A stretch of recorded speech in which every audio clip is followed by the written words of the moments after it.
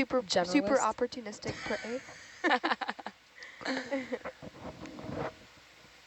Yeah, super bright. That's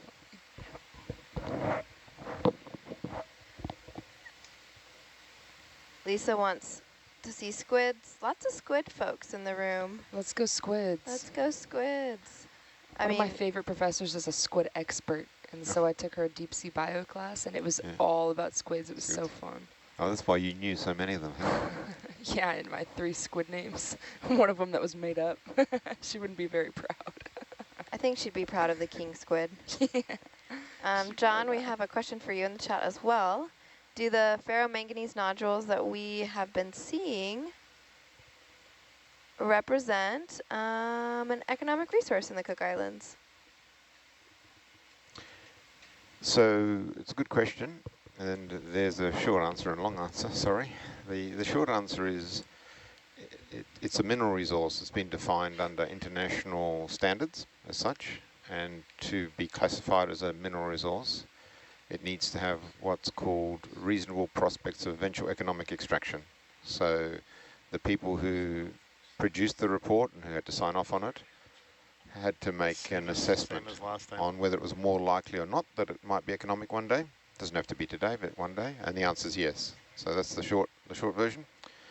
The longer version is no one's ever mined polymetallic nodules commercially yet. So it's never been demonstrated to be viable.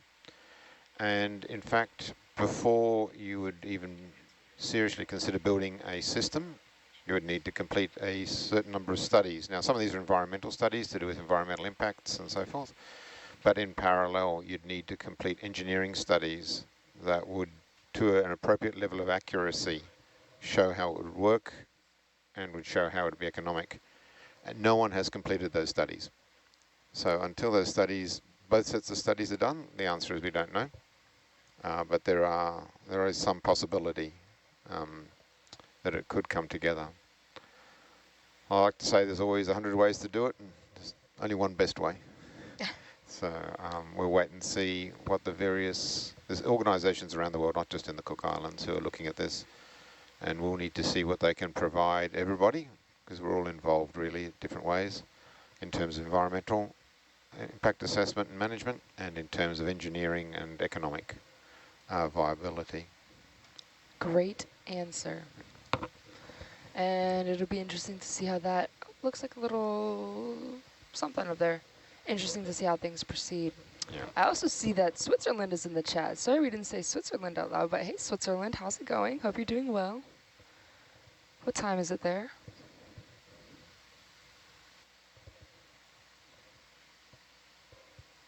Must be late.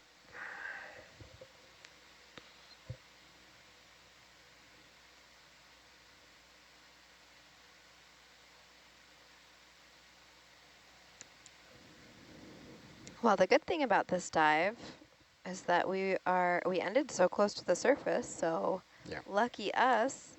Very little blue water time. I feel like we nailed this one. Yeah, like only 180 minutes. Not that bad. Yeah, I know. I just did the math too. But we didn't have to descend the vehicles and have all that blue water, which was what, 4 or 5 hours long. Yeah, that was quite a long one. And now we just have to do an hour and a half of ascending. It's kind of ideal. It'll be peaceful. Did you say an hour and a half? Yeah, I think about 83 minutes. 183. Oh, 183? Oh yeah, there's a 1 before that 80. I thought we were going 30. What are we ascending at? Like what, 13 something minutes per? We've got a master of time and space here. Yeah, Doctor, we're about 14 meters per minute for 140 minutes to surface. Oh. We're about almost 18 up a little now. Bit. Oh yeah? Yeah. Oh sweet. I stand correct. Don't listen to me, listen to the ROV Okay, pilots. so 2 hours. Is that what he said? Okay. Yeah. There were so many estimates, I was trying to average them all. It's always conditional. Well, ever-changing. Some big mama whale might come up and decide persists, it will be X. If it does not. I like the if. If lets a lot of room for the final result.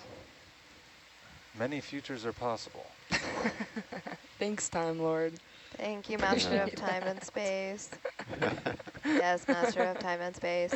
We need to get you like a little hat or something that says Oh my that. It's gosh. hilarious. Yeah. Or put it, why don't we stick it above him? Just Time Lord. Arrow. We have those birthday crowns from Kahena's birthday. We can make I a think we master. can work something out. Yeah, a master crown for Matt. Oh dear. I was thinking like a very, dramatic and fashionable, coat. Like Oh, the That would be David pretty Tennant, sweet. Matt Yeah. Smith era Yeah. like a Doctor duster. Who's. Yes. Yeah. David Exactly. Tennant's the That's best word I was one. But looking for. you'd have to Best one is swirl it David as you But walk like- into the room. You can't like just walk in would. anymore. Crushed velvet or something. Oh, Yeah. my Lanta. Oh, you could do, oh my Lanta. I love that saying. You could do like what's his face with the red interior, the last one. Yeah. And then we have these like curtains that you get to walk through with your Yes, crushed exactly. velvet duster. I don't think Matt could do anything that wasn't stylish if he had a duster on. Yeah. I think. Besides just trip on it and yard sale all over the van. Oh no.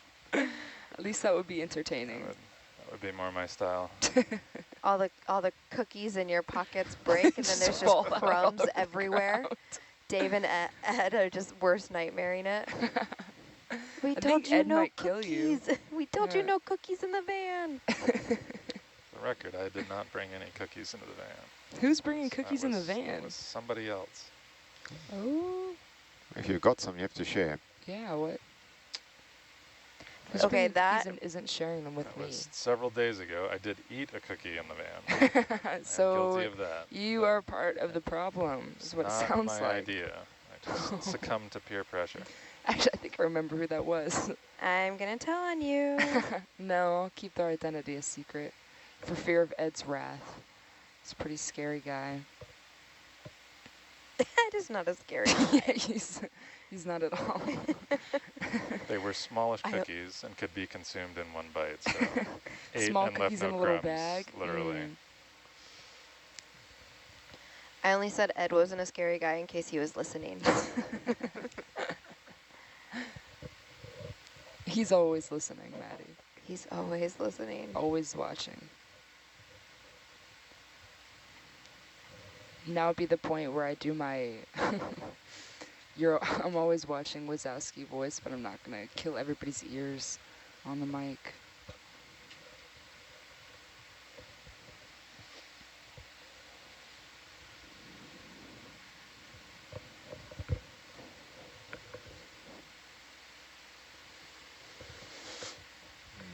Jaina, don't tell them that Matt had a cookie in here. Just a touch. I ate a cookie in here. Jaina. Hey, I scrub the floors in here when we're all done in here. I can eat cookies in here if I want. Thank you for scrubbing the floors, Jaina. You're welcome. It's because you knew Ed would get on you if you didn't. He makes me do it. If he's a Time Lord, does that make the control van a TARDIS? Absolutely it does, because there's no sense of time inside here, and you never know what you're going to find when you walk outside. And it's freezing. The question is it bigger on the inside? It feels like it. Than it looks from the outside, yeah. Yeah, No sense of time in the control van? yeah, that's Except how for the I giant That red is clock. I don't know what you're talking about. Might be I a giveaway, I don't know. can't see that far. Oh.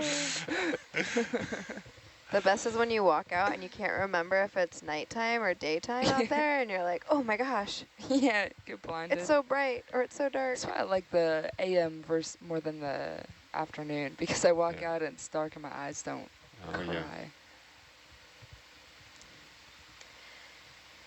It is midnight 19 in the Netherlands, and Jeez. the Go to question bed. is, will there be a dive with Big Herc in the coming days?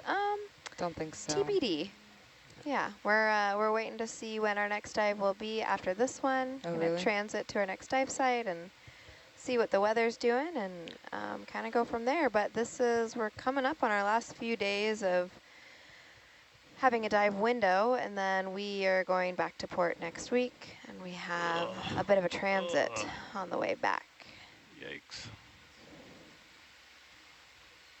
That was a big swell. Someone wants to know how long will it take to reach the seafloor? Bad news.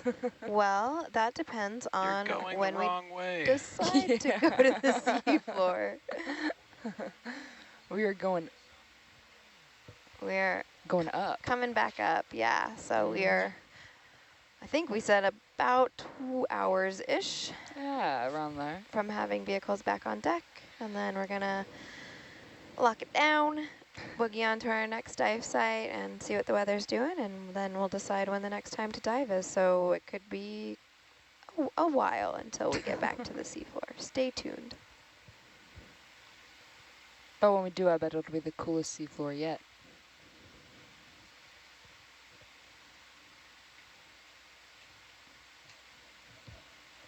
Lisa, I think you're right. Only reason people don't like midwater is because they don't understand all the incredible creatures that live there. I like Lisa. Some of my favorite highlight videos that we have are of Mesobot, which is a midwater column. Mesobot is such a cute name. Yeah, ASV, so it looks at very, very small critters in the mesopelagic. And so That's we so have, cute. it's an ASV, of course, so it's autonomously operated. And I think you can just Google some of its footage and you'll see, like, it looks blue to us right now, but that's because we're moving at such a quick rate, right? And we're not zooming in on every little thing floating by, but with a camera and with a vehicle like Mesobot, we can actually stop and really see all of the different forms that are in front of the camera lens, and it's really, really impressive. I'll have to look into that.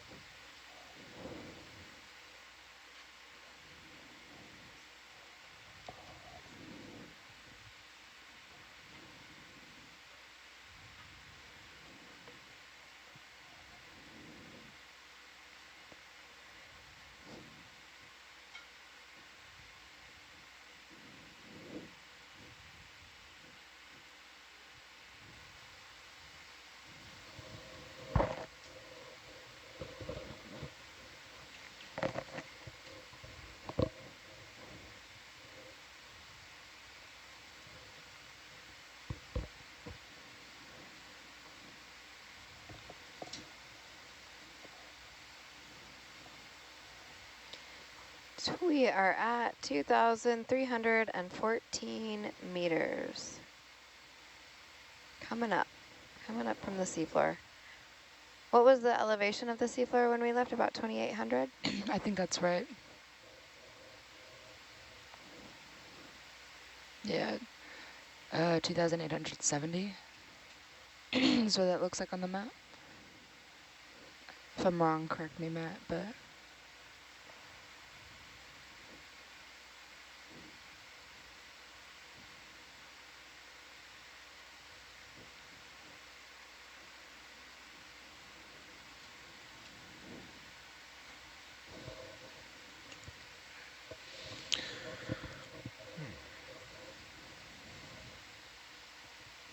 Oh, those guys are done.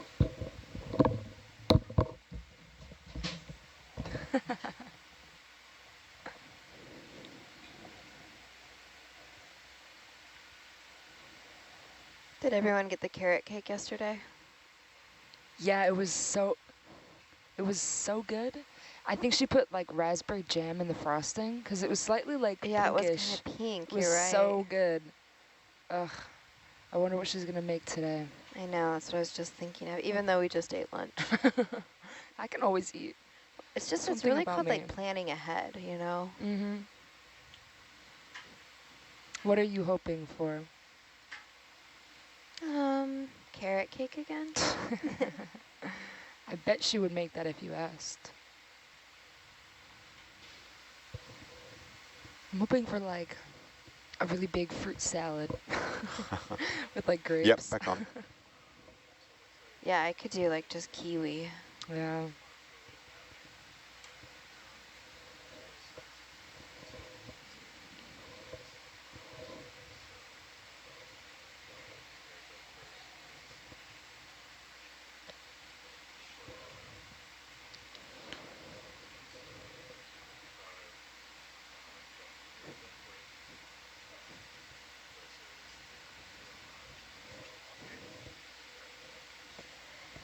Okay, Yeah. thanks for that. Yeah, I'm not sure that the mapping is critical. It's going to be more about the 5 hours. So we've just got to discuss that with Renato, etc.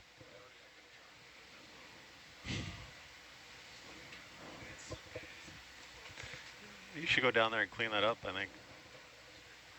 Get you a big scraper in a bucket.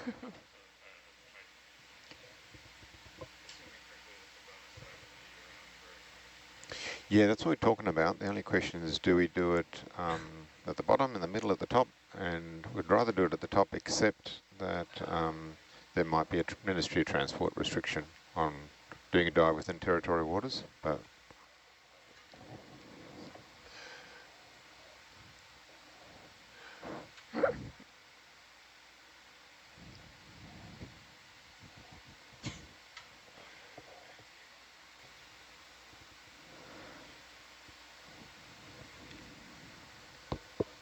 Maddie, did you have any dreams last night? Okay. Remember how we were talking about like when you're falling asleep and you're seeing nodule fields or whatever it Yeah. was? Last night I was seeing the switches of this keyboard in front of me. oh, Like I was like flipping through green, white. Who am I talking to? Where am I on That's SPL? hilarious. Yeah, some sort of stress about, am I talking to the right person? So that was fun. Sounds like it. I was like, I can't escape work. I had really weird dreams too. They were kind of stressful. They're just really involved. Totally random, nothing to do with the seafloor.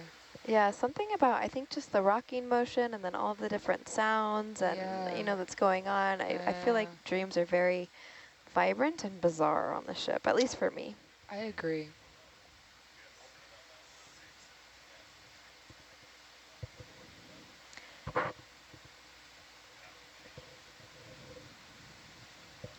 Quick question for the ROV team. They're chatting over there, so we'll give them a minute. But someone wants to know if we see something as we're ascending, if we can stop and watch it. I don't know. Maybe. If it's something really cool. We've definitely seen things as we were descending and have stopped before. If you've ever seen the sperm whale footage, that's one of my favorites. When we were descending, it was this, again, same blue water, and as we were going, a sperm whale kind of came out of the shadows and spent a little bit of time with us. But Josh, if you're on SPL, are we able to stop the vehicles if we come across something as they're ascending? Yeah, absolutely. Yeah, we can just come all stop on the winch for winching up Atalanta and then, yeah, stop the vehicle. Yeah. It has to be pretty significant to do that, though. We're not going to do it for a jellyfish. Not going to do it for jellyfish. Sorry. Or even a squid, What if it's sorry. a really cool Sorry for all the jellyfish? jelly lovers. and I guess The Taskmaster expedition leader keeping us on time. and I guess the other thing is that we're going up fairly quickly, and there's no real opportunity to go sideways. So if there's something in the middle water column that's moving, I guess it'll just be gone in a few seconds anyway. Maybe. Yeah, it's got to be something that really wants to hang around and look at this. Like a These curious bright Milky lights. Whale. Yeah. So we were talking the other day about how when we're descending, both of the vehicles are in line with one another. Is that the same when we're ascending as well? Yeah, that's right. Yeah, if you look at the, I don't know if you have the RobNav computer up, but Jana, that can you turn that up? shows Are you our able to? USBL positions relative to the ship. And then you can see Atalanta's have a purpley color, whatever that color is, and then Little Herc's the yellow one. So we're stretched out. And then if you look at the two aft cameras, these two in the middle here. So that's Little Herc's aft camera and Atalanta's. You can see in Atalanta's aft camera there's Little Herc right That's behind pretty cool. Atalanta. Yeah. So we're all stretched out. Lights in the dark.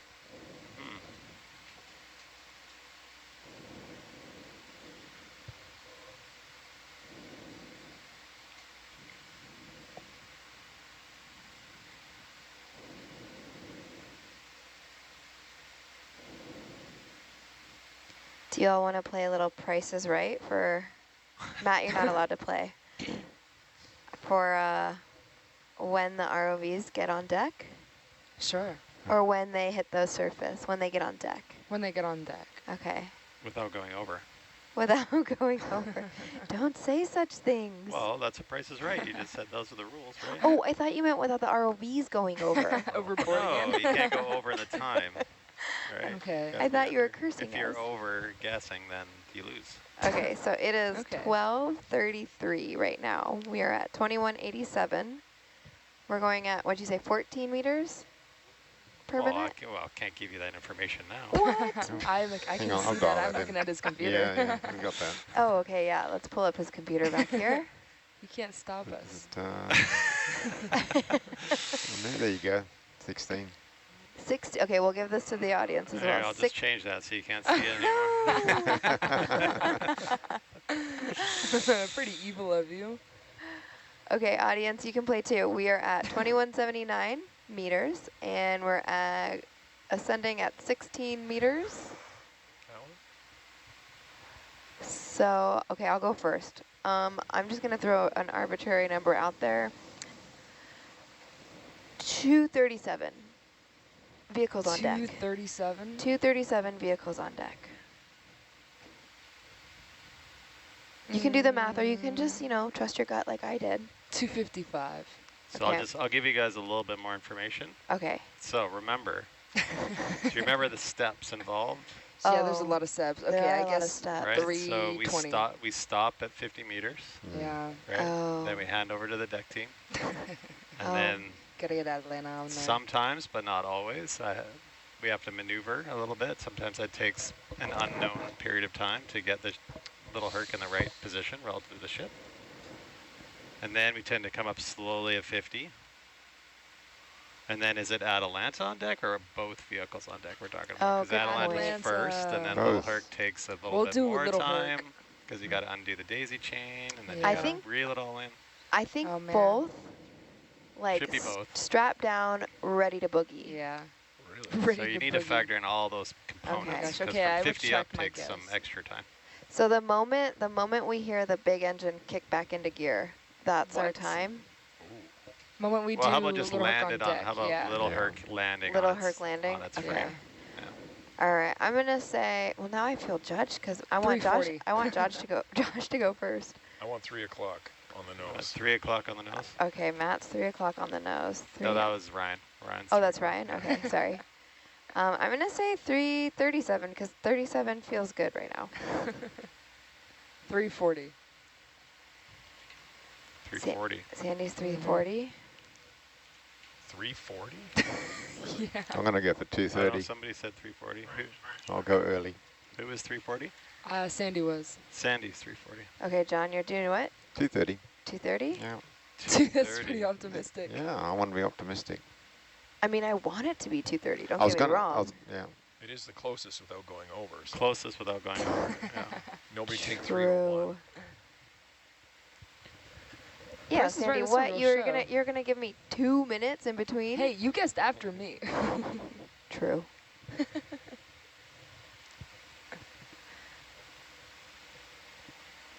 Jaina, 317. 317. 317. I guess, I don't know, if Josh and Matt play, are they at a serious advantage? Oh, I let don't, them yeah, I could have an play. influence on the outcome here, so I'm not sure. Oh, that's I'll true. play. Good point. This We is have me a just being a thruster out. trusting person. Yeah. Oh, I Yeah, just exactly. can't seem to get Little Herc into position. Oh, no.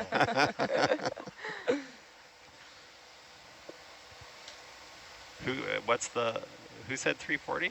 Sandy did. Sandy said 340. That's pretty good. That's a pretty good guess. Sweet. Make sure that it happens. Guys, Yes, we're here to it's get a job done. 230 is what I expect. Yeah, no side bets over here, you all. I hear some conspiracies happening. I normally get my timing wrong. I'm almost always too optimistic. Unless you're looking at the abyssal plane. Okay. Oh, there's no life. There's nothing down here.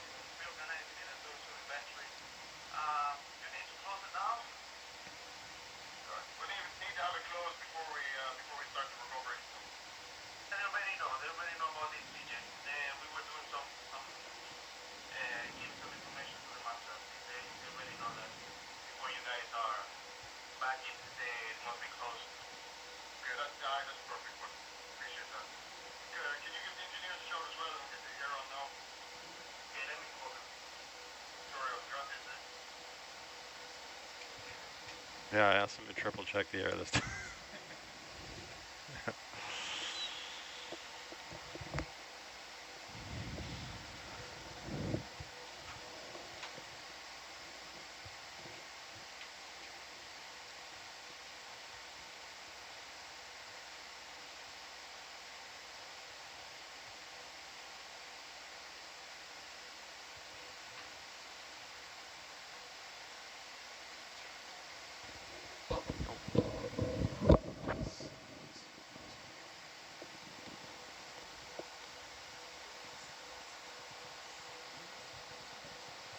We got this southerly current again. All right, well, let's just discuss. It's going this way. So, I don't know. I think I might just drive subsea like up here. And then I think I'll just drive at 50 like way north, and then I'll get the wind should come up at 20. And then hopefully by because I can't, once we start coming up, I can't do anything. So I'll just hopefully come up somewhere behind and then see if I can hold it there, but it's a little trickier than usual. So it's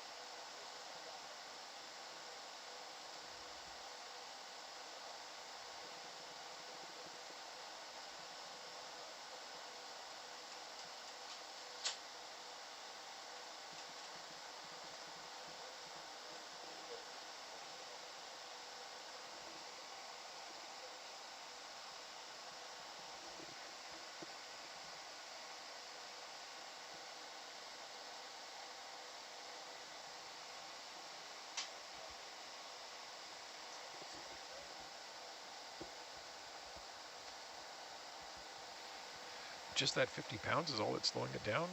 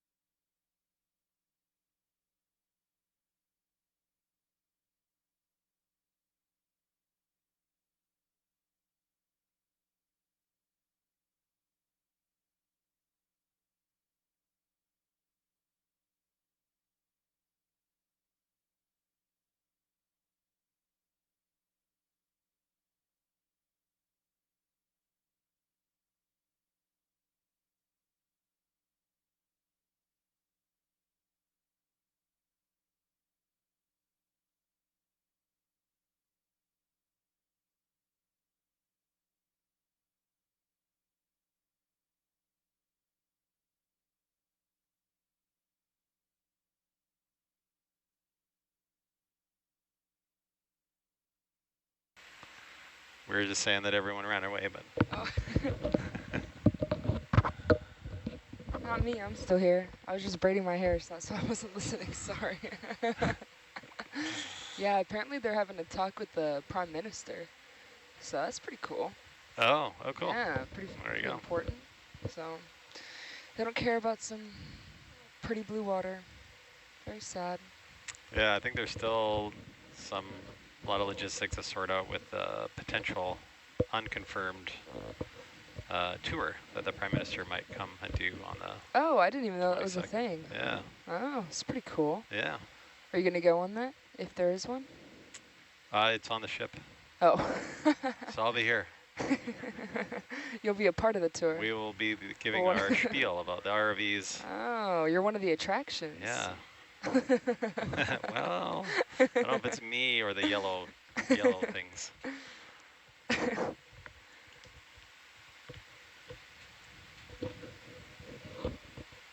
think I will make myself scarce for that. I don't know. Everyone has to contribute. Yeah. I don't know what you can learn from a data logger. A lot. I'll be on the monkey deck. You'll have logged everything that's going on the dive, so you'll know all the details of every dive, and you have to auto recall every single entry. Really? Yeah. So you should start studying. That's really easy. I already know everything. Sponge, yeah. urchin. There's some rock, sediment. Fish, rock, nodule. Water. Yeah, oh, that's right, nodule. Maybe you should be the one giving this talk. You've been here longer than I have. 12-hour watches. That's true, I guess. Well, cumulatively, no. Yeah, maybe not. I was actually trying to think how long I've spent watching these screens, and I don't even remember how many watches I've done, so no idea. So you're going to try and come back after this trip? Me? Yeah. Oh, yeah, I hope so. This has been awesome. If they invite me back. Why wouldn't they? I think everyone will kind of want to come back on the Nautilus. It's just a cool ship to be on, yeah. It's good. It's good to hear. Yeah. Unless you're here. Then I don't know. Fair enough. Just kidding. Of course, we love you, Josh.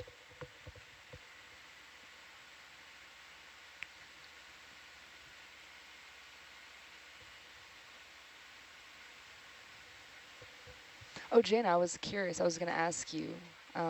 You're into film. You're into movies and that sort of thing. Yeah. She's a director, by the way, guys. I was wondering, like, what are your go-to movies? Do you have any that you downloaded for this trip? Well, see, plan was I was supposed to have a night in a hotel. And so I was like, okay, I'm going to download all my stuff. And then they were like, nope, straight to the boat. So I don't have anything downloaded. I wish I did. If you had, what were you planning on downloading? I was planning on downloading, let's see, for movies, Happy Gilmore 2. Happy Gilmore 2? Yeah, I haven't watched it yet. I don't think I've seen Happy Gilmore 1. Oh, you have to. Start with 1. A classic, a classic. You have to. Okay. I'll put it on my list. And all these years later, they make number 2.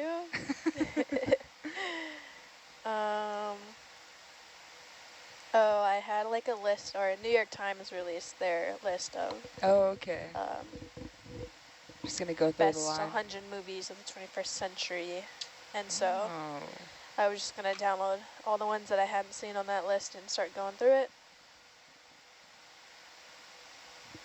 That sounds like fun. I used to do that, but with books. They do like the state books, like the Sunshine State books in Florida. So I just go to the library, check them out. Cute.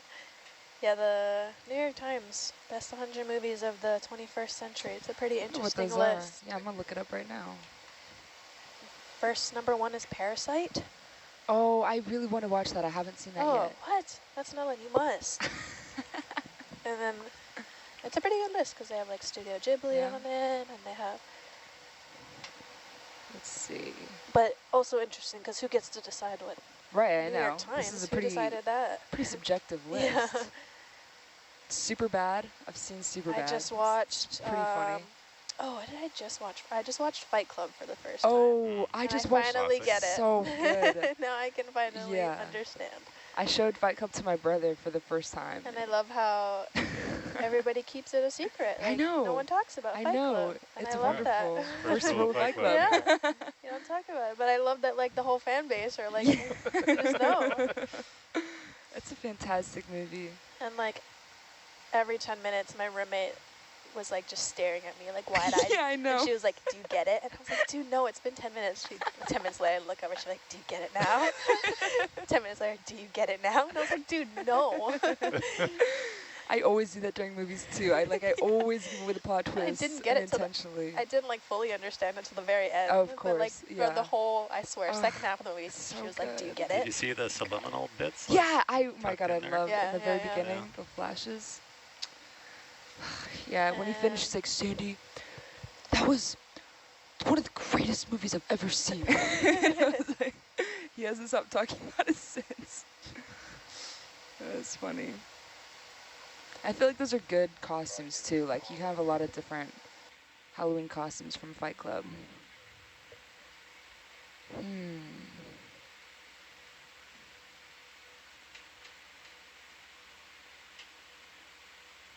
Minority Report is on this list too. I haven't seen that either.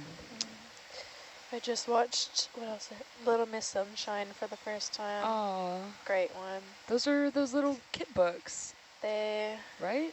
Little Miss Sunshine? I don't know if the movie's based off of kid books. Definitely not. I swear. They're like, well, maybe it is. Not the movie. The books you're talking about, Sandy, and the movie is not based not on, like that. Not based on a true story from those books. Fantastic film, though. It's so good. They don't make movies like that anymore. Bring back independent movies. Maybe I'll have to watch Little Miss Sunshine. It's so good. Really? Is it sad? Yeah. Yeah. Okay. Funny, sad, very funny. Okay. Interstellar's on this list. I would agree that's 100 best movies. I love that movie. Everybody likes that movie. Lord of the Rings. Melancholia. I haven't seen most of these. I'm a really bad filmmaker to ask about movies, though, because my favorite movie of all time is Twilight, so I don't think I have. That's a classic. Though that's it's so funny. I don't think I have any say. No. My sister and I love watching those movies. They're so good. They're I so watch good. them like every year. Yeah, me too. I was trying to get my boyfriend to watch them for so long, and then all of a sudden one day he was like, I was talking to Tim about Twilight, and Tim likes Twilight, so I think we should watch Twilight. And I was like, oh. Oh, now So you want to Tim watch it, huh? Tim likes Twilight. And guess who's obsessed with Twilight now? You're Why with don't you good go reason, snuggle too. with Tim on the couch and watch I Twilight? know. Not Tim on this boat, Tim. Different Tim? Yeah. Okay. I feel like maybe Boat Tim would like it, too. Yeah, someone said Little Miss Sunshine is definitely not a kid's movie. Yeah, definitely not. The main character is a kid. Okay. Aw, Allison, that's so sweet. Thank you. I will definitely be coming back then. I love Allison. Let's see. The Hurt Locker, Tar, Spotlight, Oppenheimer. Did you guys watch Oppenheimer? Yeah, I've seen that, yeah. Yeah? Did you like it? Yeah. Yeah? Yeah, it's really good, I thought. Yeah. What's his name there was fantastic. Cillian Murphy? Yeah, he's good. I Yeah. love Cillian Murphy. He's a beautiful man and a wonderful actor. I love him in 28 Days Later. That's one of my favorite movies.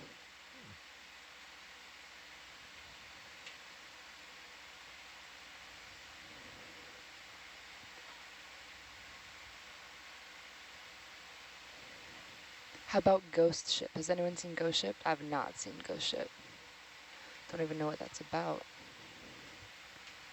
What about Inception? Is that on there? Oh, that is actually on there. Number 55. It's a good movie. That is a Yeah. good movie. I like that one. I think I've seen it twice.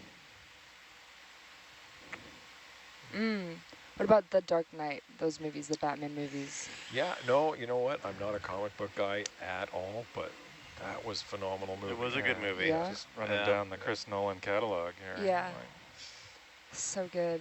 that was the only thing I like. Oppenheimer was a good film. It was a little too Chris Nolan for me. And I'm by that. I studied that period a lot in college. Yeah. So like I know that history quite well, and so his like non-linear time style was like, I don't know. It just felt like him hitting me over the head. Like, hi, I'm Chris Nolan and I'm directing this movie. Hope you know that. But it was, objectively very good, and the performances were great. I liked actually Matt Damon in that a lot. Oh, I love Matt Damon. You know, Matt Damon, Brad Pitt, and Leonardo DiCaprio all look very, very similar at one point in their lives, because they're all like the same age. I don't remember what movie it was. Maybe it was Descendants that I was watching with someone, and I couldn't tell them apart. And so I didn't understand the plot of the movie for almost the entire time, because I thought they were all the same person. At least one of those guys would be super flattered by that. Yeah. I don't think they need any more flattery. Yeah, no, don't either. Yeah, it wasn't, I didn't like that movie, even though I was confused. Oh, Maddie, are you okay? She fell again. No. Oh. Not looking forward to this recovery. It's a little rough out. Oh, yeah. Yeah, it looked like we were heading into a storm like maybe a few hours ago. Yeah. An hour ago. We're getting a little rain out there now. Looks like. It's just like the airline comment of like hours of boring ending with Seconds of sheer terror. I believe in you guys, though. You'll do it. See, I'm telling you, one day I'm going to make an office-style Nautilus episode. Oh, where, that like, would be so funny. everybody's, like, recovery like this, and then, like, it cuts to one of you guys, like, in a confessional room. I can't believe Josh did blah, blah, blah, blah, blah. I am so terrified right now. You should do that. Yeah, We have like a whole week left. Nautilus reality TV. Yeah. Living it every day. Someone said get her some bubble wrap. Should we bubble wrap little Herc? I feel like there's safety measures that we've taken for little Herc. Oh, yeah. Yeah. Need to bubble wrap Maddie today. Yeah. You should. Oh, Pan's Labyrinth is on this list too. Do you guys like that? So good. We have that on board. That's We downstairs. do? Oh, maybe I'll watch that. Remember, because we're debating between watching Pan's Labyrinth or just Labyrinth. Labyrinth is my favorite movie. And I chose Labyrinth. That's yeah, a good mine choice. Too. Is it really? Well, when I was a kid. Labyrinth? I just watched it for the first time since, yeah. It's so It used to be like my favorite childhood movie. Yeah, me too. Yeah. Have you guys seen it before? Connelly. Yeah. Jennifer Connelly, and the whole thing is glittery, and it has those little puppets. And all the puppets? Yeah. So good. So good. Well, I will say I watched it for the first time since being a kid, and it's not. It's not. The it's CGI doesn't really stand up. It's a weird one, for sure. It's very weird. It's like that dark fantasy genre, but... Oh, when I was watching it, somebody on the ship came inside the room, and they said that David Bowie, like, refused to, like, wear any of the costumes, or, like, the stylist. Like, he was just like, no, I'm wearing my own clothes. So everything he's wearing in the movie is just, like, from his own closet. I believe that. He's one of the greatest people ever. It's pretty shocking that he wouldn't wear something odd. Oh, he's wearing odd clothes. It wasn't odd like, enough. It's normal, yeah. Like, even if that's outside of his comfort zone, man, it's pretty bad. He, like, appears in, like, a flashbang of glitter in the movies. And I believe that was his choice, too. Weird. I'm going to bring something from home. Yeah. Yeah. It's a personal closet. Oh, WALL-E's on this list, too. What is this list you all are looking at? The top 100 movies of the 21st century. Oh, okay. I love WALL-E. That's one of my sister's favorite movies of all time. Maybe best Disney movie. There's a little robot on the Ocean Networks Canada.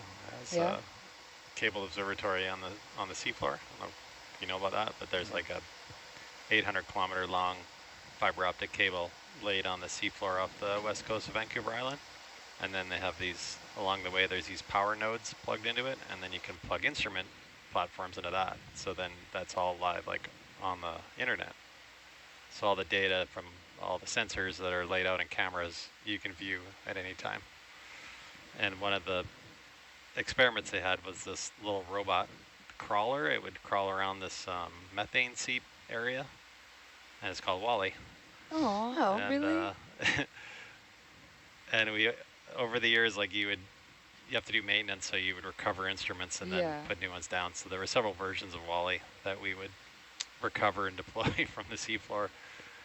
And so WALL-E had a mind of its own. It didn't like to be deployed. And so it would somehow it always found a way to get loose and auto-deploy to the seafloor. But we'd always find it and like bring it back.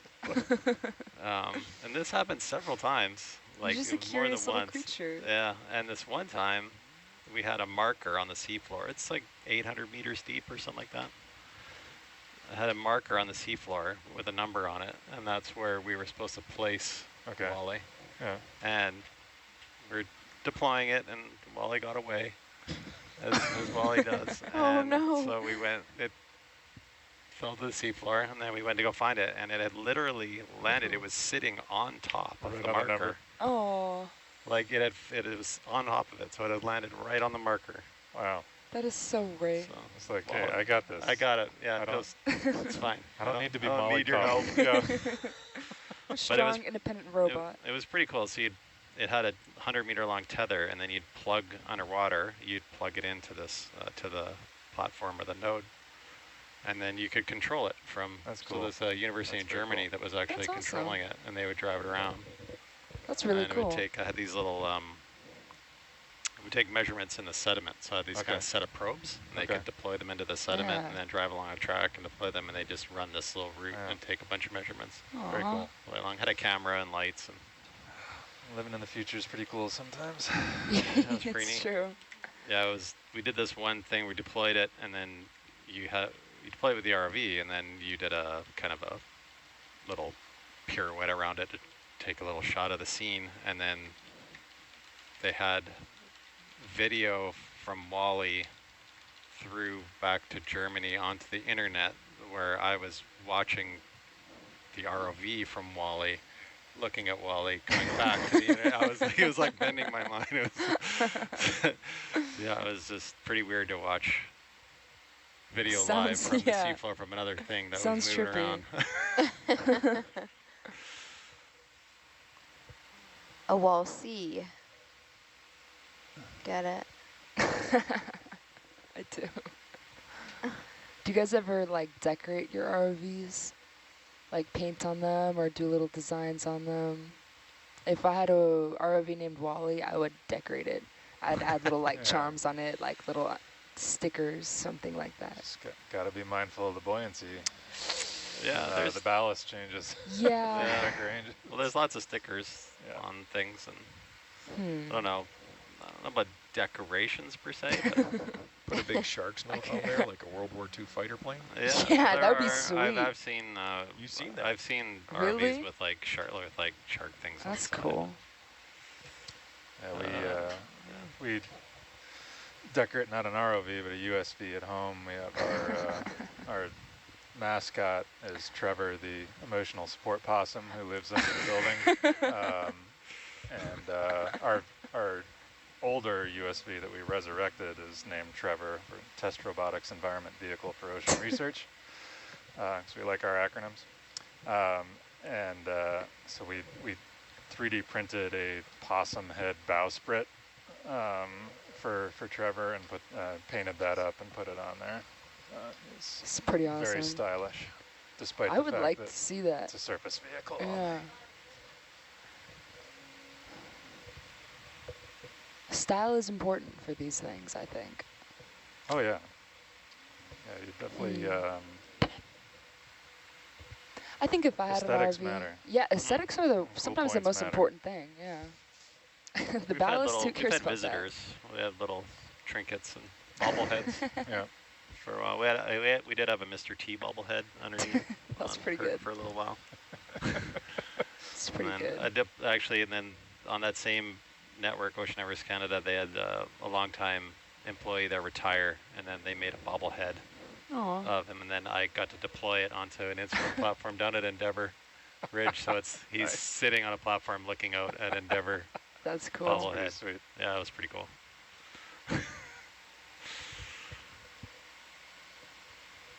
I think I would try to design one that looked like a Pictish beast. If I was going to make some sort of underwater vehicle. I feel like that would be cool.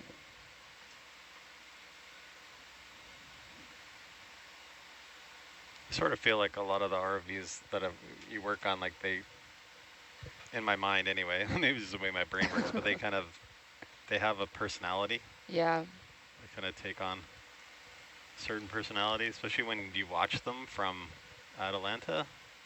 I always feel like they look different to me, like when you're actually on the deck. Like, I don't know. They What behave. about- They behave in certain ways, and you kind of get to know them. What would you say Little Herc's personality is? I'm still kind of learning. I don't know. Not quite sure yet. Herc definitely has a personality. Oh yeah? What's Herc's? Temperamental? I don't know. Just more, I guess, in the old frame looked a little different than the new one. But I'm not quite sure how to describe it. You just kind of got to feel it. Yeah. I see. That's cool though. There's Trevor the vehicle. Oh yeah. And then there's the bat. Nice. Awesome. Huh. And that's when you built.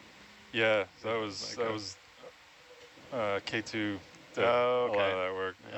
So the original like shoebox there, and the center strut is all original. But other than that, we basically stripped. It was originally built like 17, 18 years ago. Okay. And so we basically gutted the whole thing, stripped all the, the hulls are new, the motors are new, pretty much everything we could salvage we could, but it wasn't much, especially the guts and everything. It's just old tech. But we ran with the original motor controller for a while. That was still good. And the main power switch is still original. It's a switch. It's very satisfying little switch. Yeah. So we kept that, but yeah, everything else is pretty much ship a thesis at this point.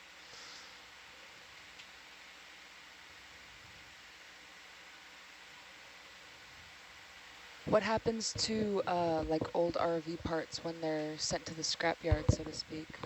Do they get reused or just like thrown away or what? Not typically. We try and repair as much as we can.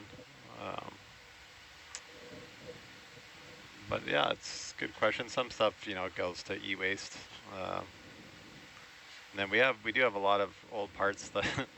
The old frame and foam block from original Herc, which, by the way, I don't know if everybody knows this, but Todd Gregory, who's on board, one of the pilots on the other ship, when he was 23 years old, designed the original Hercules. Seriously? Yeah. Yep. Wow. Yeah. I did not know that. Yeah.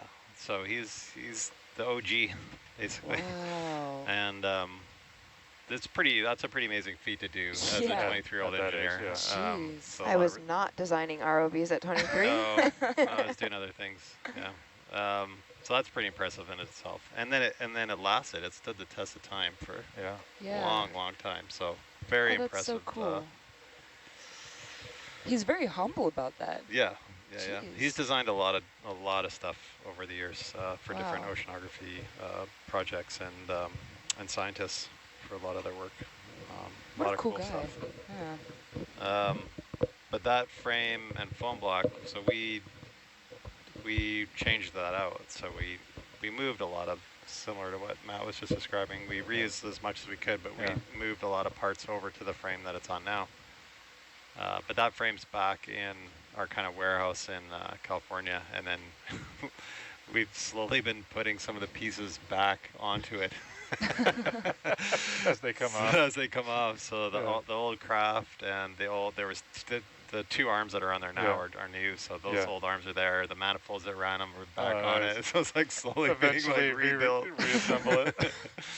Yeah. That'll be cool. It was pretty sad for a while because we did the work in Hawaii, and they have a big outside yard with a bunch of old, the back 40 of like all this old stuff, and then there's a wall, and the frame, just the way they put it down, it wasn't on purpose, but just the way they put it down, they had Herc facing the wall. Oh, no. And then next to that was this old tow sled also facing the wall. So I had these pictures of Herc like facing the wall. Felt bad. In the timeout corner. Felt bad for him. Poor Herc. Poor old Herc frame. Yeah, there was a bunch of stuff in that yard there. Like a boneyard. It was like a Wham V that didn't look that old. It's like, if you guys aren't using it, I'll take that home. Give it the Trevor treatment. Give me your leftovers. Yeah, exactly. Nothing wrong with leftovers. our motto at USF that we kind of came up with when K2 was there was we seek adventure and trash. And we differentiate very carefully between trash and garbage. Trash is potentially very useful down the road, so we keep on top of that stuff and try to reuse it as much as possible. It's Garbage is, ugh, get rid of it. Yeah.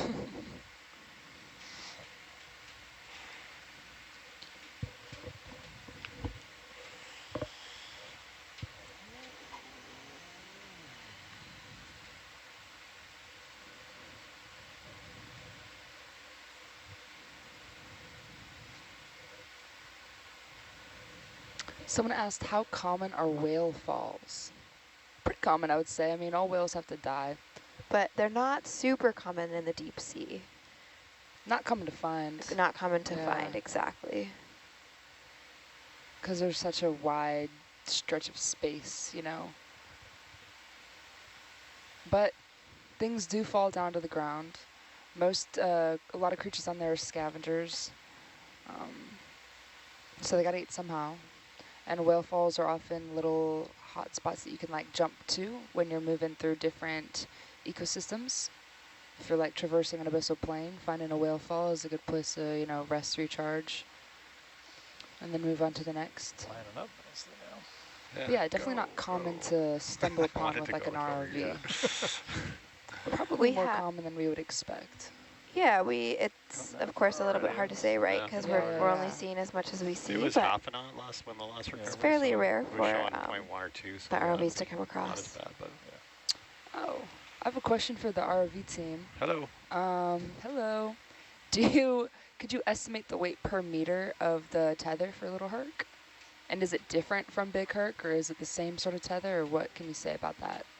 The tether that goes in between Atalanta and Little Herc? Yes. Yeah, it's the same tether. It's negatively buoyant. I'd have to look up the specs per meter weight, but yeah, we have all those weights. So that's why we put those 2 floats on it. Okay.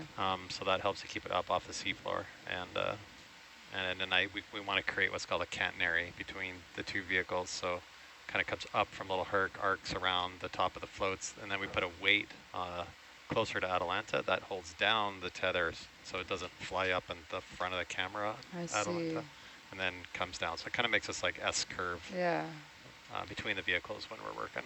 And that's what we do all the time to manage that tether. So that's why we're always winching in and out and like keeping everything arranged to try and keep that catenary. Yeah. But yeah, it is a negatively buoyant piece of cable. Has 3 conductors and 3 fiber optic cables inside, and we use the same one for Herc and Little Herc. Could you guess how heavy all of the tethers are combined? Like including the one that you like feed out from the winch too? That one's much heavier. Yeah. That one is a steel armored cable. Oh wow. Yeah. And that one, I should know off the top of my head because I was actually just looking at it the other day.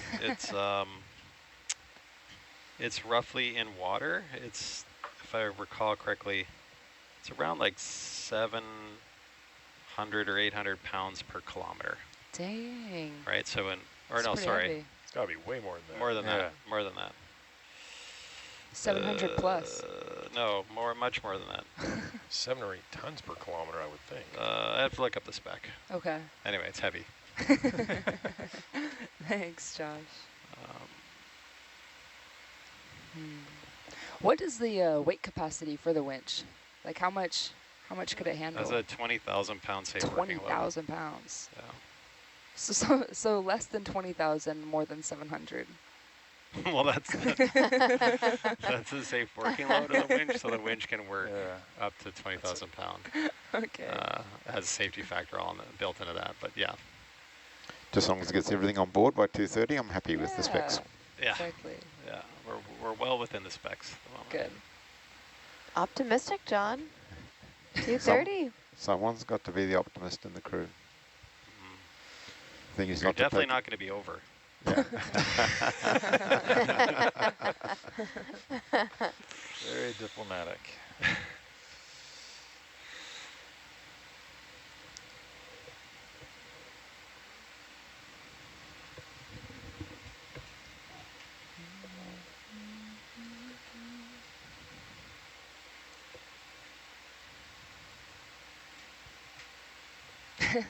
Lisa is asking, does anyone have an RV Lego for little Hercules?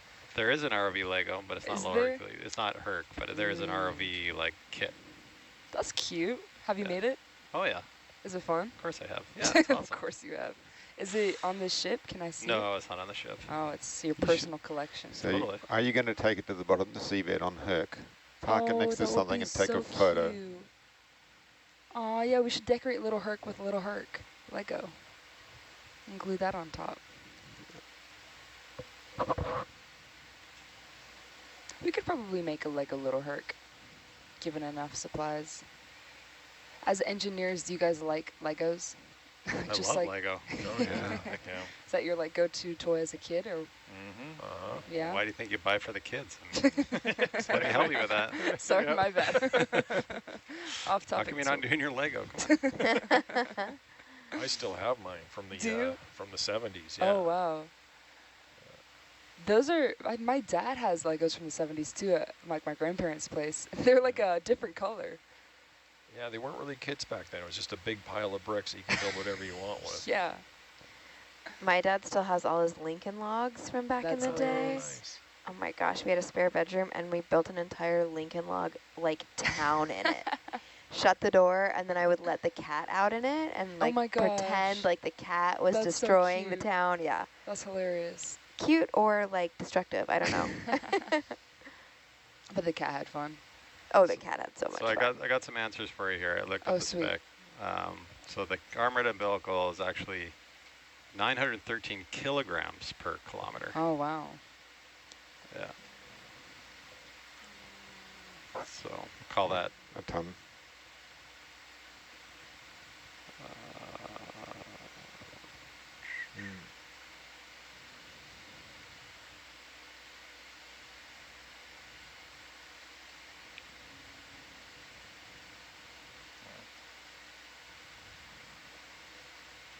2,000 pounds. So when we're 5 kilometers deep, that's 10,000 pounds of cable Oh my in the water. gosh. Yeah. In That's water pretty weight. heavy. Yeah. In water, yeah. In water. Thanks for looking at that. Yeah.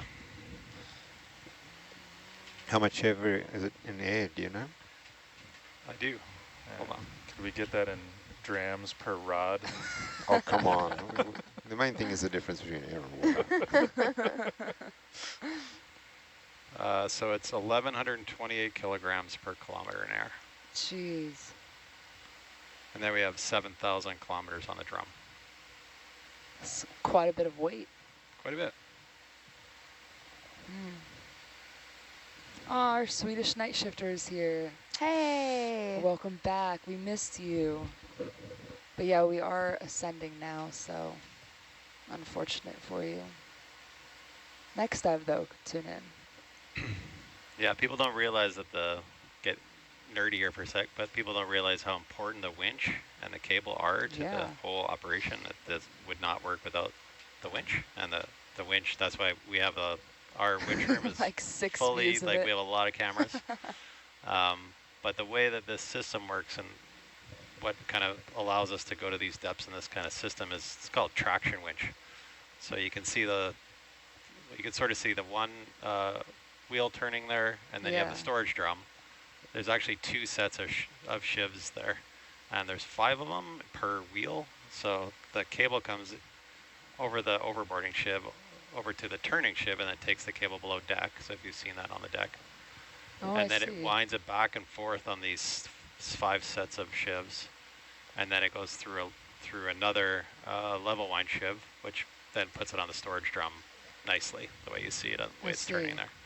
And that actually takes the tension off the cable, so it turns the heaving back and forth, that operational tension that's heaving up and down. Displaces it. And it stores it on the drum at about 2,000 pounds, no matter what the tension is on the other side. So that really saves the cable itself in terms of its durability and longevity. That's pretty cool. So yeah, that's a key piece to making this all work. Let's hear it for the winch. Yay, winch. And wasn't TJ greasing the winch just the other day? He greased the cable. Okay. So once a year, part of our maintenance to the cable, because again, our cable health is absolutely critical, is we need to put grease into we want to try and force grease in behind all that armored strands that are twisted and hold it all together. So we use this like cable lubing device that we clamp onto the cable, and then when we go deep, so we wanted to do it on our deepest dive, so that would give us more grease into the core, like all the layers. We basically pump this air pump all this grease into the cable, goes through these brushes and like forces the grease in there, and then that really helps, you know, for corrosion and making sure it's clean and there's no little bits of grit and grime in there. So we wash it and grease it at least once a year. Nice. So because we don't always know what's happening with weather and all that sort of thing, we chose one earlier just in case we didn't get another deep dive in, which we're hoping we will, but we did it on that opportunity, took that opportunity. So that's why TJ was out there. Nice. Maintaining the equipment. It's a very important job. Yeah.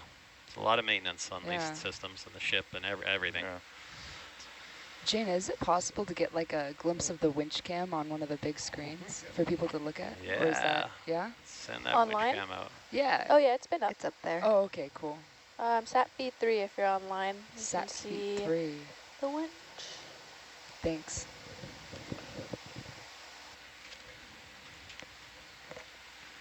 And at the end of this cruise, TJ will very thankfully go down there to do one of those really dirty jobs of cleaning the whole winch room and cleaning up all the excess grease bits and washing it all down.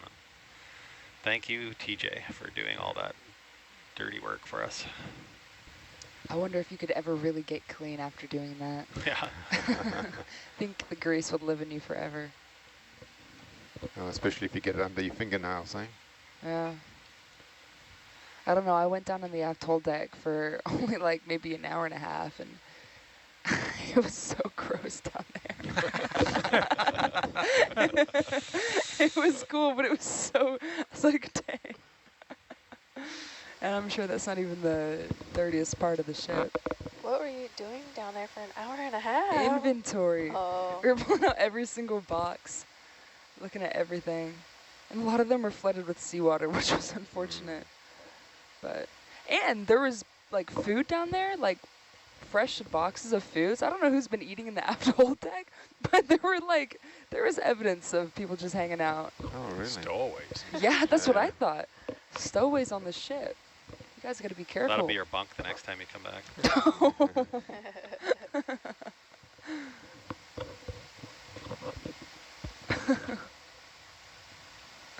Maybe that should be your bunk. Maybe you should be down there, It's Josh. for the interns. Hazing.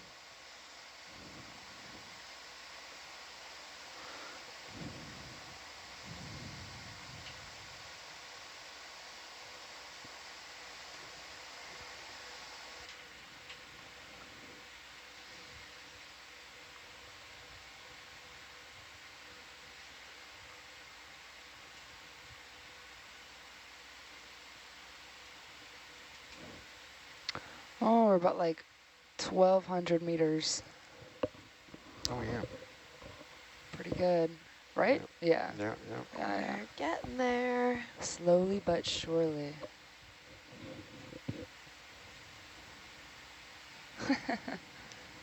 Oh.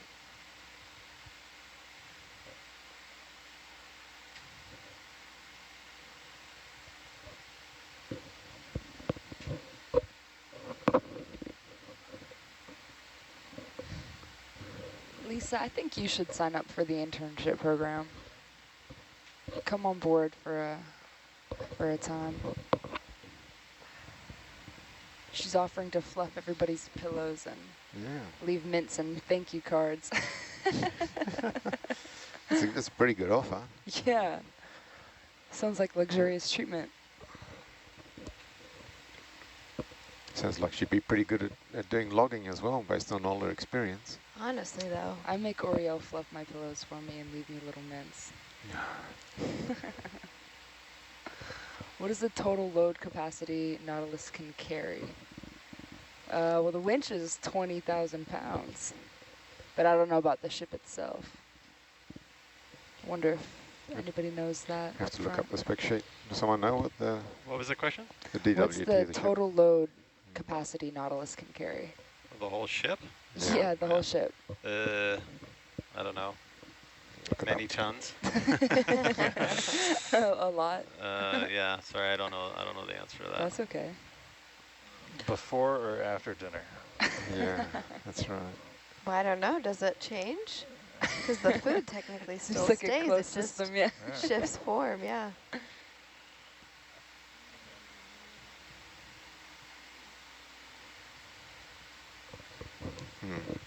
Doesn't look like it's quoted.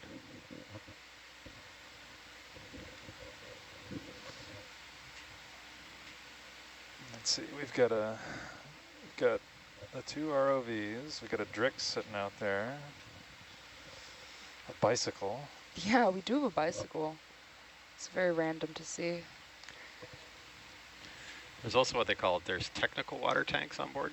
Yeah. And they just hold water. When one of the challenges that the engineers had with the ship was that they were the original motor, which was this giant 2-stroke diesel that we called Thor, to play along with the whole theme of the names. It was really heavy, and it needed to be replaced. So when they replaced it, I can't recall the exact numbers, but it was in... It's like a quarter of the weight or something. Yeah, in the order of like removed 60 tons and replaced it with like 20 tons. Wow.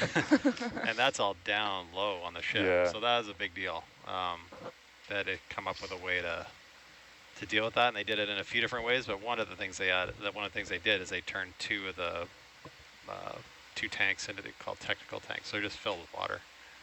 And, that was that cool. was to help make up for that. They did some other stuff too, but that was to help make up for that. So Quick, stop the ROVs. We saw something. Yeah, wait, go back. John, where's your pointer?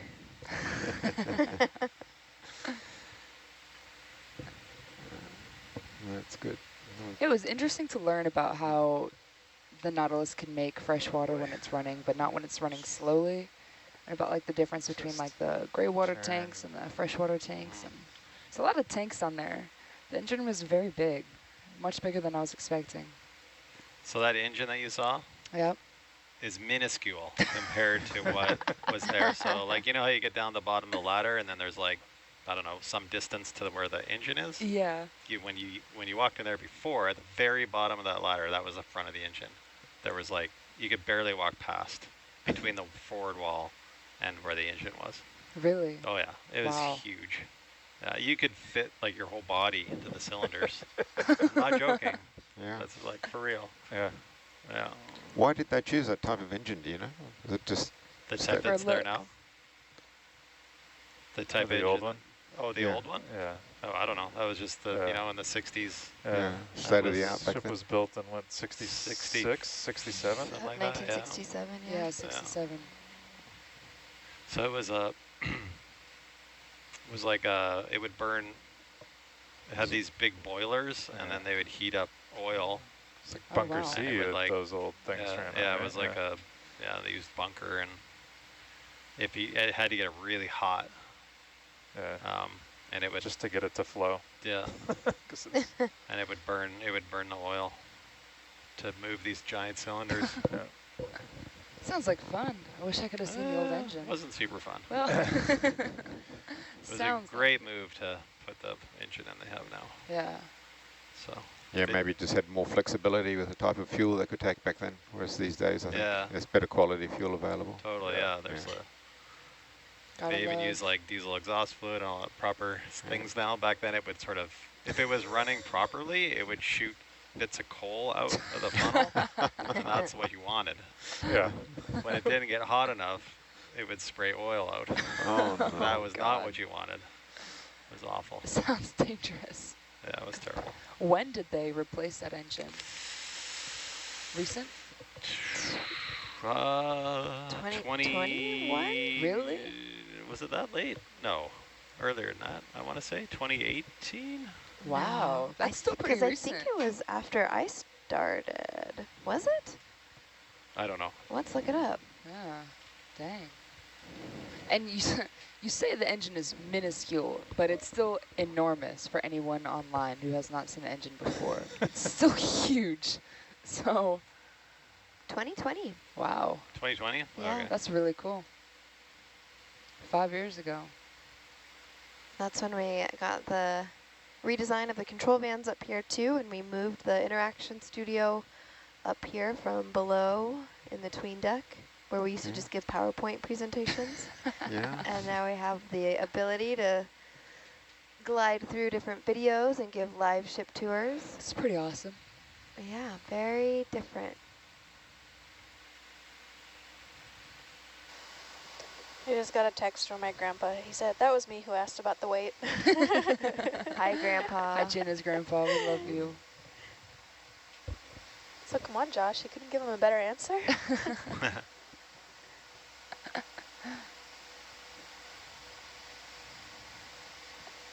Oh, I should give these links to my grandparents. Somebody taught him how to comment. Because previously he'd make somebody else comment for him.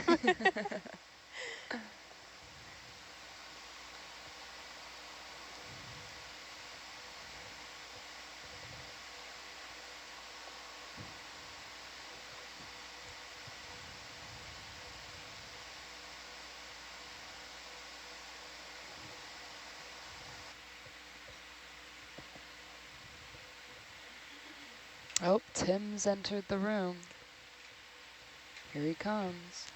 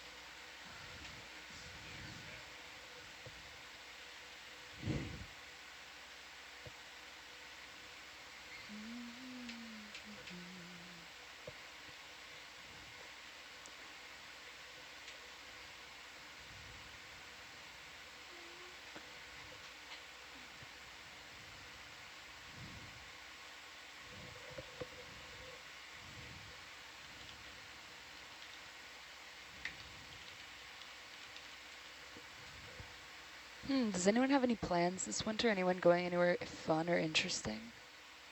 Or just relaxing or what? I'll be in California working on ROVs. Very exotic and fun. Yeah, that sounds like fun. In a warehouse. Woohoo! Can't wait. All winter? No, not all winter, but for a good portion some of it. Yeah. Okay. I mean, winter in California isn't that bad. Yeah, you know, going to LA in the pretty winters. good. I can't complain about that. You go back to Canada, it's going to be like 8 feet of snow. Well, not where I live, but No? no. I think Canada, I think the entire place is just freezing all the time. Right. Yeah. It stops right at the border to the U.S. Yeah. The snow just stays north. Yeah, It doesn't go exactly. south at all. North It's of kind the of a wall. fictional place for It's a me, snow yeah. wall. Yeah. Yeah, you Like guys Game have of Yetis Thrones. up there. The Abominable wildlings up there.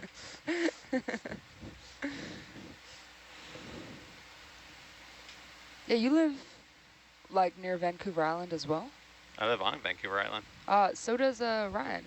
That's right. Well, Yeah. no, Ryan lives on the Sunshine Coast, so he actually lives on the mainland. Yeah, I'm on the Oh. North It's- American continent. Yeah, but Okay. it is also, like, you can only get there by either plane or ferry. Okay. Pretty cool. You Yeah. guys are almost neighbors. Well, Very close. we can see across to that part of the coast Yeah. where we are. But yeah. If I was a better swimmer.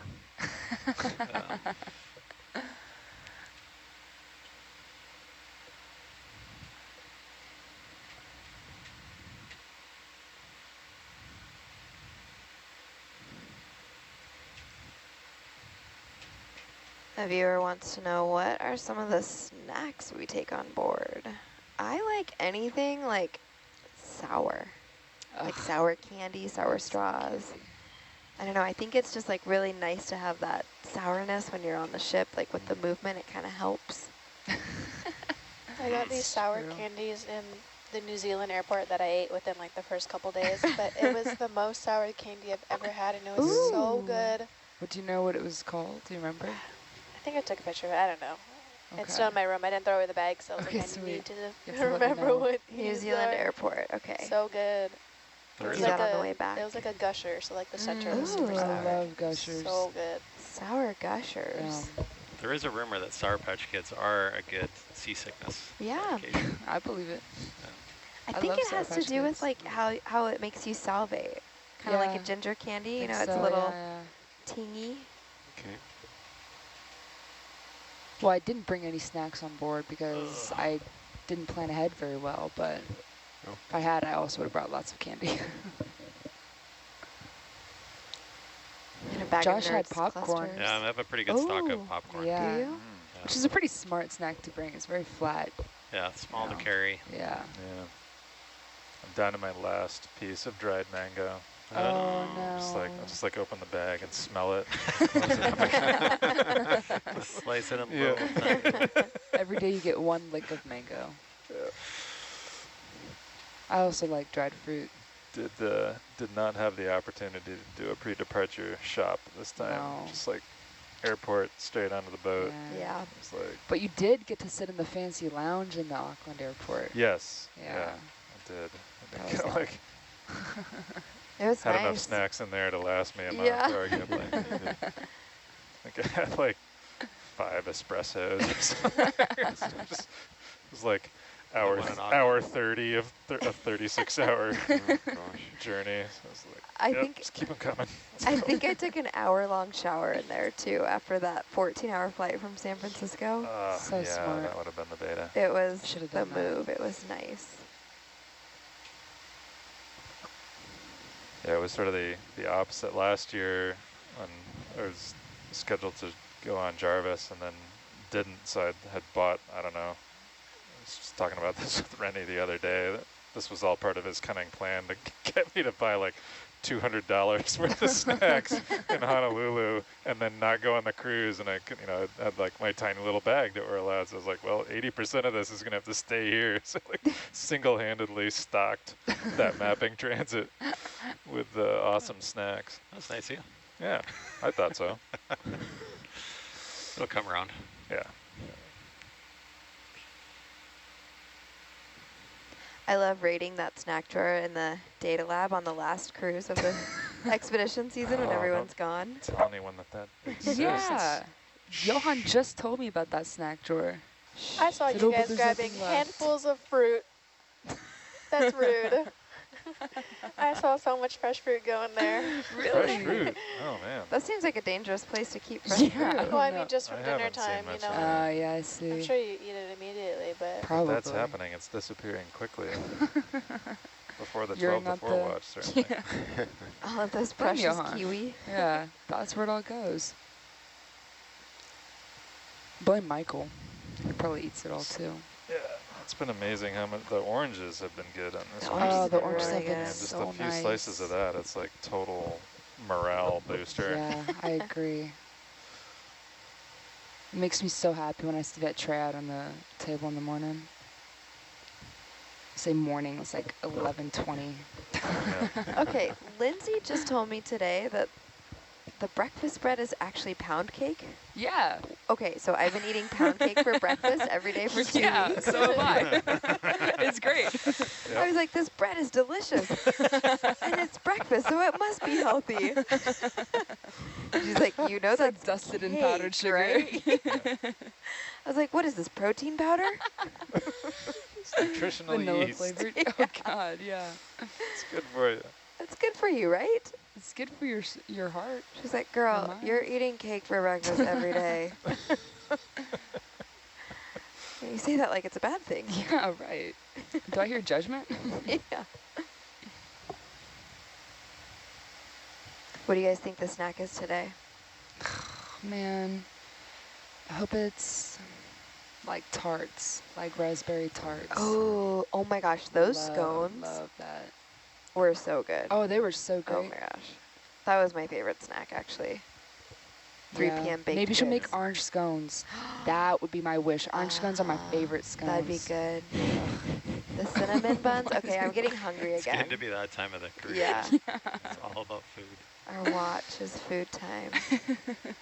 Hey, we lasted an hour and 45 minutes this time without really talking about food that much.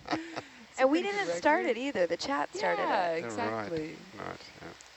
Someone says they're going to start calling powdered sugar protein powder. I'm here for it. You could get like a pallet of fresh greens choppered out from somewhere. That would be pretty ideal. Yeah, that'd be nice. honestly, that's the go-to Salad. after a cruise is Yeah. just like Every time salad. I get off a long, Yeah. it's like, yep, I want a real shower and a salad Yeah. as big as my head. And a bed that's like you can actually starfish on Yeah, I know. and you're not touching the walls. The bed that I have, the sheets are just like a little bit too small for the mattress. No. And so I wake up and it's always just like scrunched off the mattress. Same. I always wake up in a Like, like oh God. cocoon of sheets. Yeah, Yeah. Do exactly. you just get anemone occasionally or just, Yeah, exactly. It's a feature. yeah. Anemone. That's a good great. verb.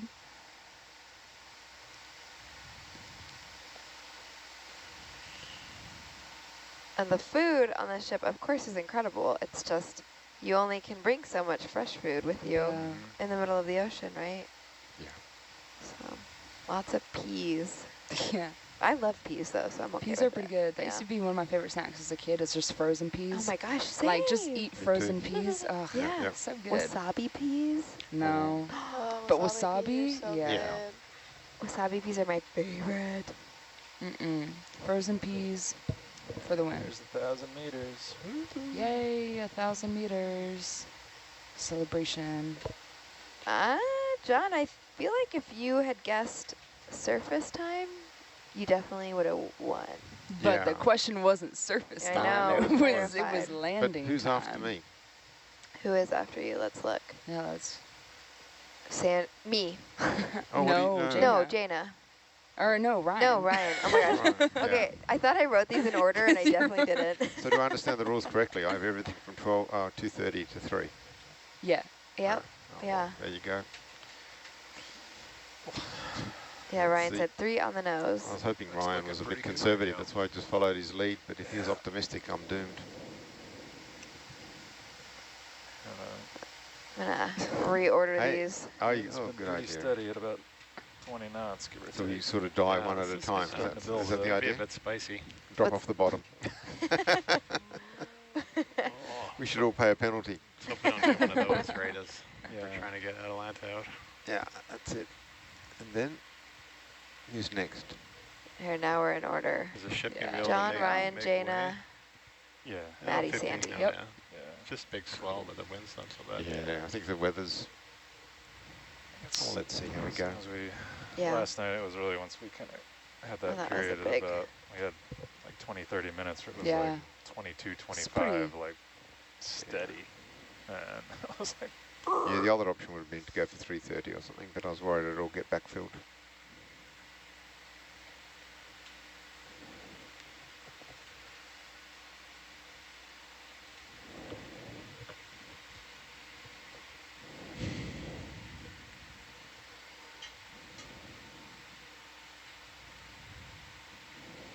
how are we doing up top here?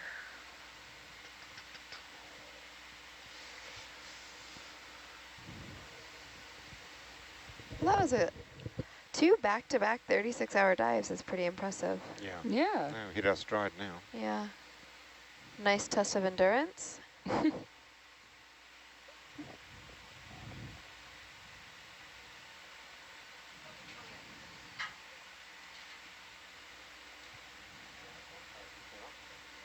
Okay. Surface current's backing off a little bit. Since That'd be nice. That'll help.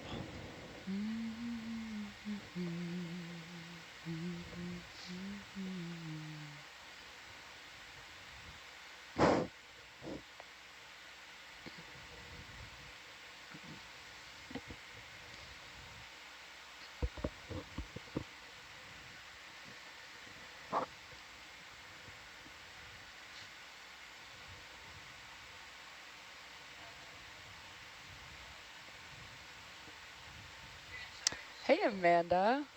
My goodness. Yeah, hanging out, having fun with the blue water, learning a lot about everybody. Oh, yes. What are you? Oh my gosh, there's cookies. What kind of cookies? Oh my god, that's really good news. That's wonderful. Okay. No, if you would like to be here, you're welcome to, but you're fine. Yeah. Yeah, I'm okay. Bye, Amanda.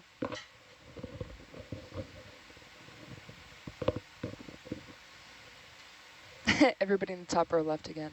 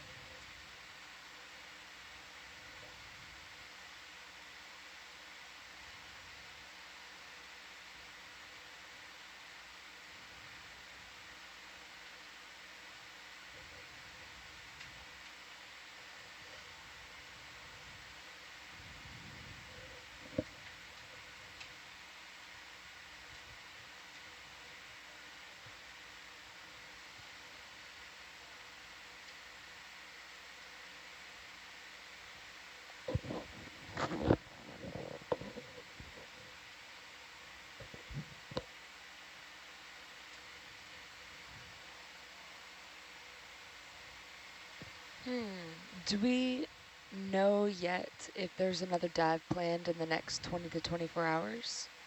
Or is that still to be determined? Let's see. I think the short answer is yes, if everything goes well. Okay. Okay. So yes. It's just depending on where we're going to dive. There's always a plan to dive. Okay. Yes. Concepts of the plan.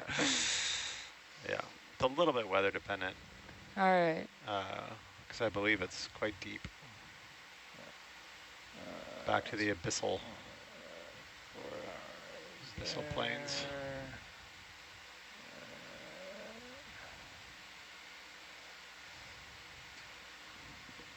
So depending on which site we choose to go to next, be about either probably about a 4 hours and change transit or a 5.5, 6 hours transit. Okay.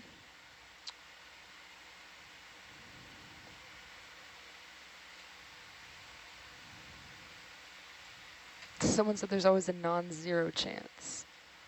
That's correct. Never been closer to diving again. until now.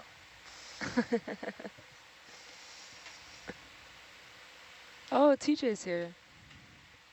Uh-oh. The deck master. Oh, that's a good one. Yeah. Yeah, so to that, I assume you're the Swedish night shift. You do have a chance to get another dive in to keep you company. And I hope it works out. I hope we can keep you company. I hope you tune in again. It's been nice seeing your name pop up every time on the little feed monitor.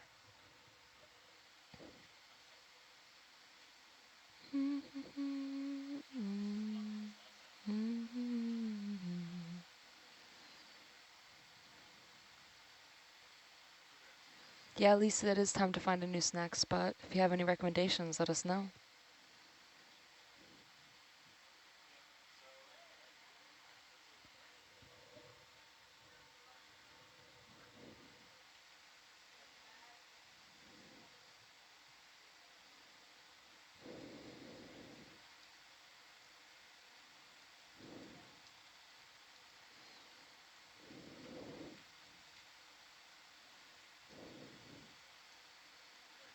How is Sweden this time of year, if you are still watching and still around? Is it nice? I don't know what time of year it would be for you guys. Let me look it up.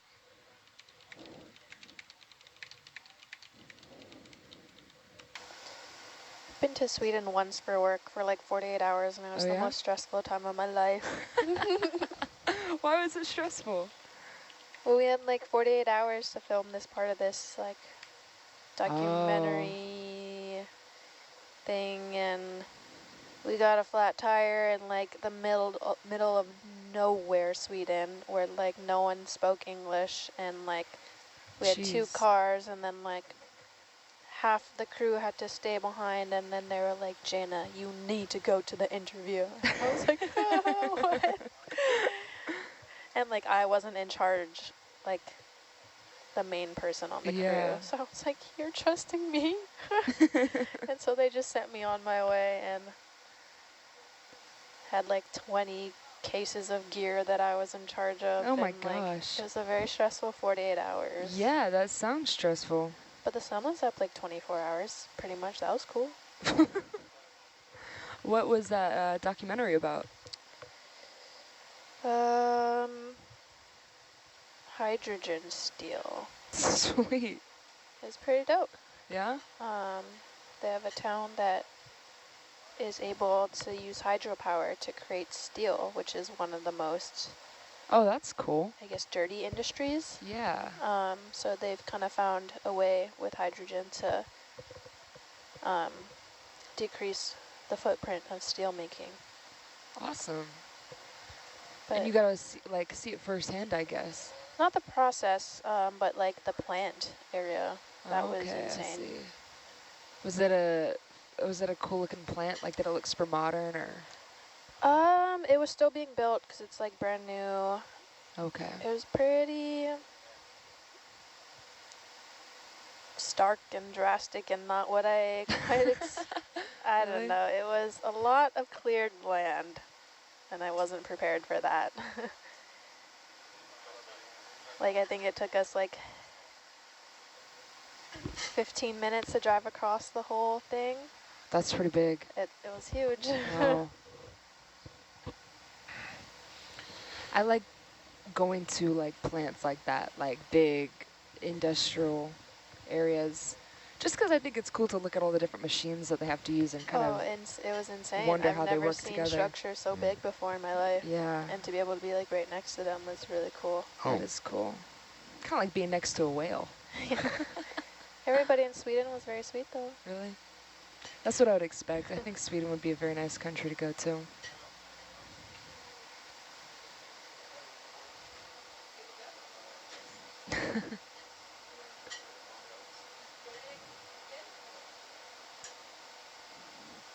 What time of year was it when you were there?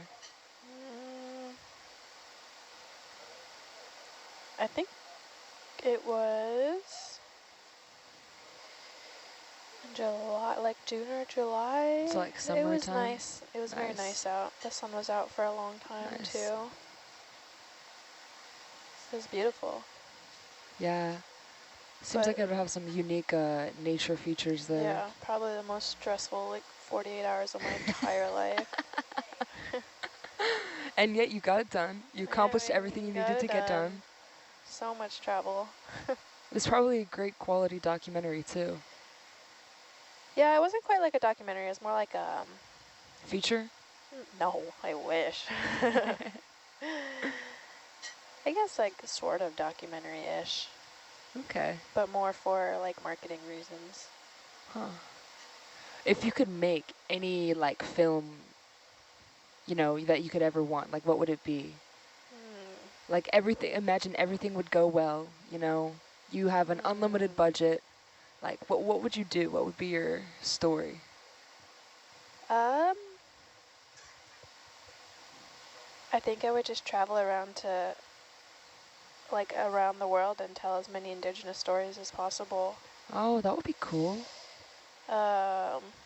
Narrated by David Attenborough. And R.I.P., but I would have loved to make a film with Jane Goodall. Oh, yeah. That would have been, Man, that was like the ultimate peace. dream. I Yeah. know, but my biggest inspiration right there. Me too. I was lucky enough to go listen to her speak one time because she went right by my school. It was like $8 tickets, and I was like, of course I'm dropping everything and going to that. Wow. But yeah, she changed my entire life. I know like everybody like says that, you know, but it's true. She has a profound impact on people. And I would love to be remembered in a way like that. Oh, right. Such I know. a positive impact. Yeah, such admiration and love surrounding her. That's what I hope to do through film, is make impacts like that by using film as a tool to tell stories around the world. Film is definitely an important medium. It's and very one powerful. Like, it is very powerful. You know, pictures tell 1,000 words, and films are 1 billion pictures, so. Which is a crude way of explaining. No, I love it. It's very true. That would be neat. I would be interested to see your like style of filming, you know, because, you know, A24 has a very specific, you know, cinematographic like feel, and, you know, I don't know, Christopher Nolan, the same thing, and what's Wes Anderfield, same, you know. I don't know if I have What's your like style? I don't know if I have my own style yet. I don't know. Yet, that's a key word, yet. Yeah. I just like telling stories. That's or the most important part. Helping people tell their stories. Storytelling is a really important aspect of every culture, you know. The wisest people, I think, were always the storytellers, you know. Yeah, I would love to be able to go, like I was saying, travel the world, go to a bunch of indigenous cultures, but like, let them just be producers of the films, you know. Yeah, like, I see what you're saying. It'd be super cool to just be like, let me help you make whatever you want to make. Yeah. That would be cool. That's not the answer I was expecting, but I really like that answer, yeah. Yeah, I'm not very, how to explain it? Like, I like Hollywood and stuff like that, but that's not like where my film passions lie. It's in like Hollywood and that type of cinema. It's very cool though. It is cool. But I think we need more films kind of like yours, I think. Yeah, I can just think back to being so young and like, I mean, throughout my whole life and like just watching documentaries that changed my whole perspective and like things I didn't even know about, and then you see a video about it and like, you're like, wow. It expands your worldview. And just what like film does for activism and like, especially in today's world and all the things that like, it's true. we wouldn't see if it wasn't filmed and put out there into the world. So I think it's just very powerful if used in the right way. Yeah, that is another, if is another key term.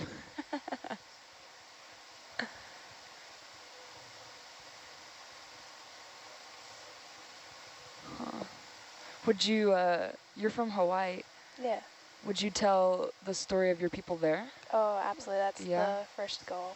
First one? That's the number one goal.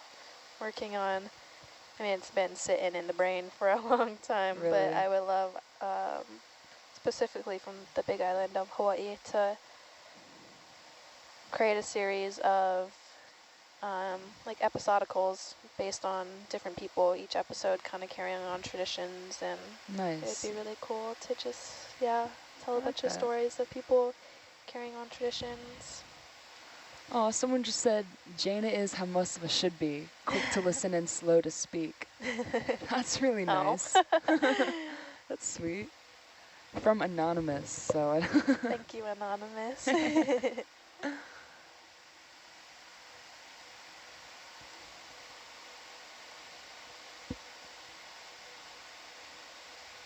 Yeah, we all miss Jane, Lisa. Yeah, I'm excited to, was it Netflix or somebody had released like her final interview or something. Oh, really? There was like an interview, I guess, where she was aware that it would be released like probably after her passing. Yeah. But since we've been on the ship, haven't been able to listen to it. So I'll have to watch that. yeah, one of the first things I want to listen to when we have good enough internet. I read her book. Yeah. The Hope. That book was incredible. I think one of my favorite quotes was something like, to change, we have to care, and to care, we have to first understand. I think if I could do anything, it would be like communication so that you could understand more about why like you need to care and, yeah. And I think that's Me kind of too. what you're Yes, doing. exactly. Yeah, exactly the same No, thing. exactly. But like through like a writing illustration more. We could probably collab on something. Yeah, we should. That would be awesome. I mean, now I know you, so.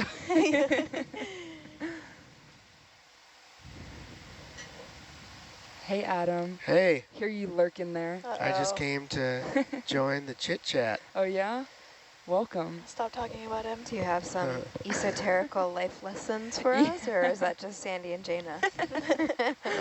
Yeah, I don't want to. They probably said exactly what I would have said, so. Oh, yeah, you definitely would have been like more eloquent, I'm sure. Let's see, life lessons. Life lessons. Good though. I think maybe don't be afraid to put yourself out there. True.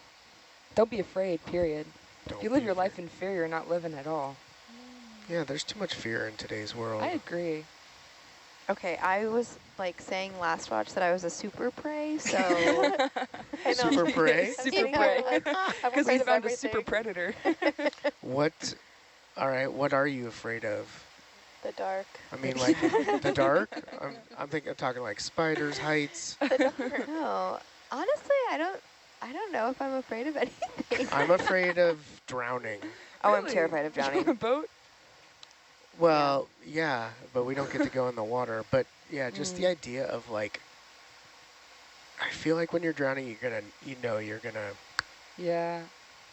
Well, I feel like that's why people assume it's the most peaceful way to die. And I say assume because you can't drown and then live to tell the tale. No, That's that seems what like most a pretty can. thrashing way to die. Adam comes up here and the conversation changes so Took a dark turn. Let's talk about butterflies. What's your favorite butterfly? Zebra longwing or blue morpho. Of course, she has an answer for it. Well, of course, I love butterflies. Can you say that first one again? Zebra longwing? What does it look Zebra? like?